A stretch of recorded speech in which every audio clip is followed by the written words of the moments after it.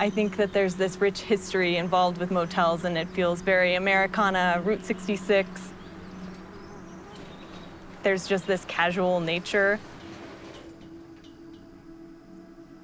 The idea of a really well-designed motel is exciting to me because you have this clash of high-end and low-end coming together. I think that the beauty is in that tension.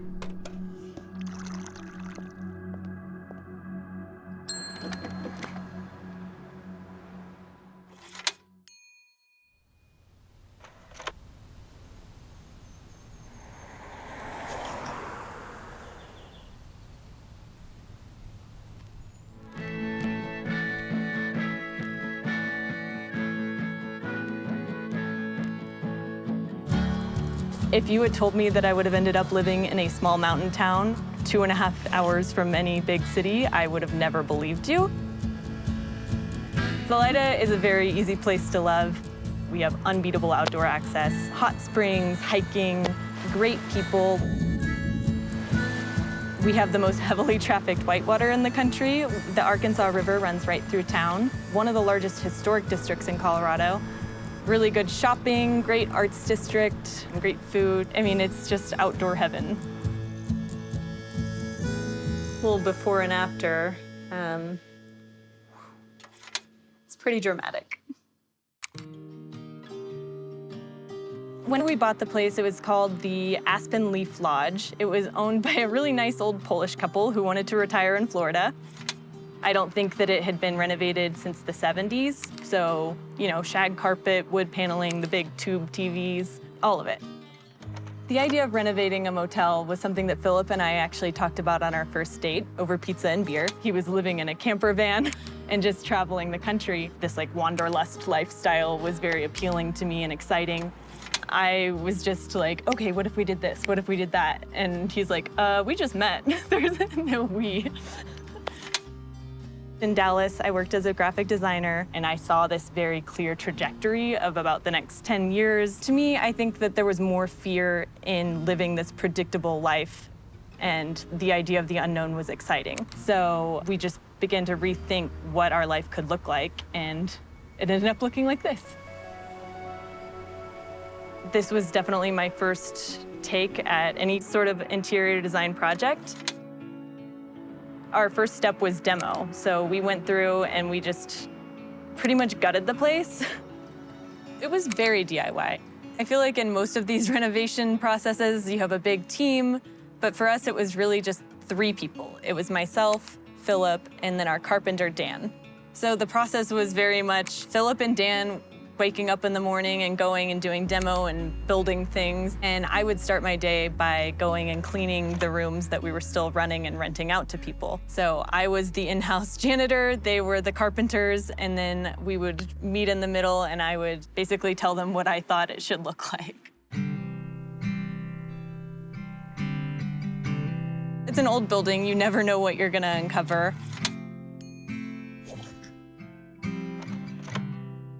Here we are in a double queen room. We initially planned on just painting over what was originally wood paneling. We had to use so much primer because they used to be smoking rooms that the tar would like seep through. The paint sort of caused this wavy ripple effect. So we went through and added battens in order to provide structure. And then also, I just like it because aesthetically it gives another layer of dimension, and then the vertical lines add height and make the room feel larger. This guy we found actually just at an antique shop down the street, and we just thought that he needed to come home with us. We gutted the bathrooms completely. We built our own custom concrete countertops. We watched a lot of YouTube tutorials, and then we mixed our own concrete. We built our own wooden molds and then poured the concrete and let it set, and then bottom side out.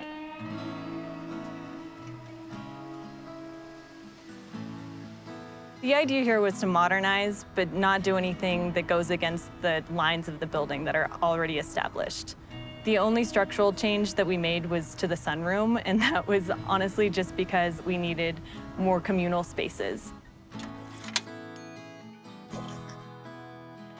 When we were doing demo, We took what was originally a pretty rotten ceiling down and discovered that we had these pretty cool wood beams that I'm happy about. Our carpenter came to me and he was like, "What do you want to do with the ceiling?" And I was like, "I think it's done." The sunroom is the first room that you'll enter whenever you visit Amigo. It's how you get into the lobby. This actually used to be the old carport for the original motel, and so guests would pull in from that side and check in to the lobby. It didn't take us very long to decide to enclose this space because frequently people would drive into the carport with their bicycles still on their roof rack and just crash right into it. So we knew that we needed to solve that problem, and this was our solution. It's heavier than it looks. We really just wanted this to be like a welcoming place for all of our guests. There are lots of plants and good vibes and really good coffee.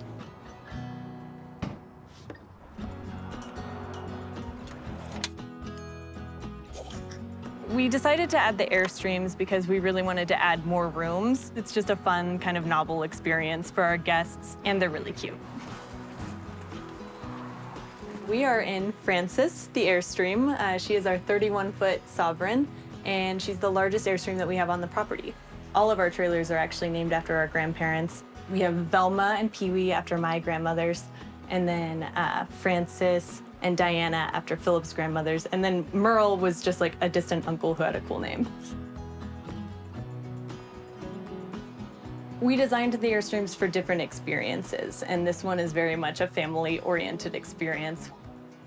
We wanted to include the patios just as like a nice little sitting area for in the mornings if you want to sit out there and enjoy nature. There's very, very little light pollution out here, so it's perfect for stargazing. People aren't coming to Salida to hang out in their motel rooms.